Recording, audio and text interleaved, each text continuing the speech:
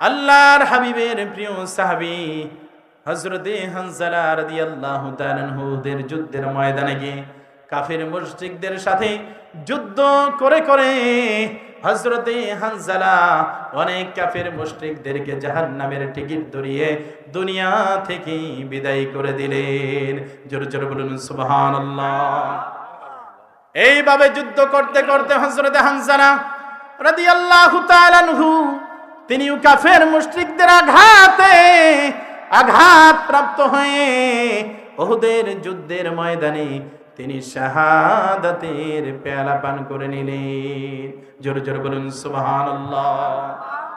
ভাইরা আমার, বন্ধুরা আমার, যুদ্ধ যখন শেষ হয়েছে আল্লাহর হাবিব মুহাম্মদ সাল্লাল্লাহু আলাইহি ওয়াসাল্লাম সাহাবা আজমাইনদের লাশগুলো তার সামনে হাজির করার জন্য বললেন। আল্লাহর হাবিবের হুকুম পেয়ে সাহাবা